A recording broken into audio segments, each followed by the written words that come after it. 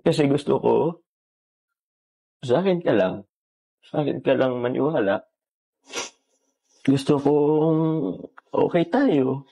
Gusto kong ipaalam sa kanila na okay tayo, na masaya tayo kahit nagkakagulo sila.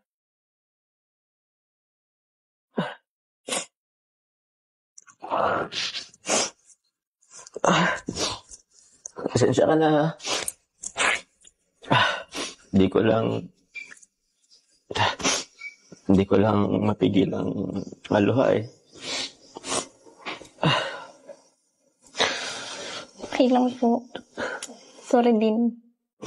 Sorry din po. Sorry din.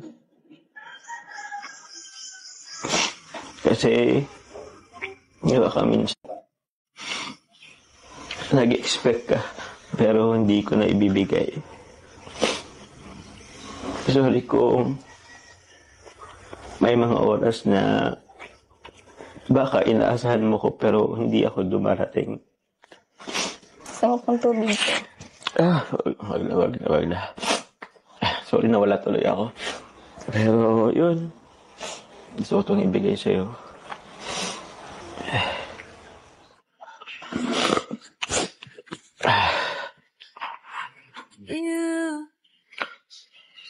Ito, Carla. You're the air that I breathe. Ito, Carla. Pasensya na kung Yes, nagmamadali ako. Alam ko, madami ka pang pangarap.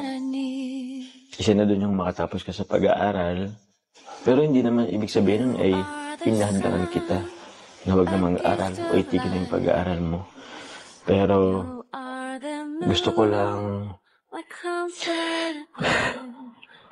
kasing magpatanawin sa kanila na okay tayo, na seryoso ako sa'yo.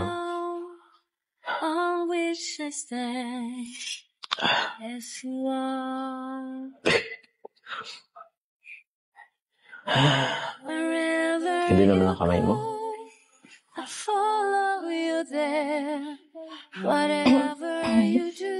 Bakit? Wait lang po. Bakit? Ano po ba ito? Anong ibig sabihin nito? Bakit? Di ba, yung sabi ko sa'yo kanina, na gusto kong patunayan na seryoso ako sa'yo. Pwede mo naman patunayan kahit wala yun. Kaso, di nila yun maintindihan hanggat wala silang nakikita.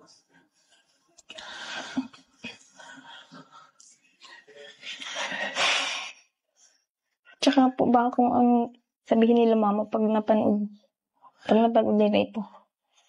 Tsaka baka po makita yan nila mama na suot ko yan. Makaisipin nila tayo na. Di ba dun naman yung gusto nating iparating? Actually, yun talaga yung gusto kong iparating, hindi lang kay mama mo. May di, gusto mo magpaalam na ako ngayon. Andiyan lang naman sila. Ano ba po? Ano bang nangyayari sa'yo? Ba't nagmamadali ka?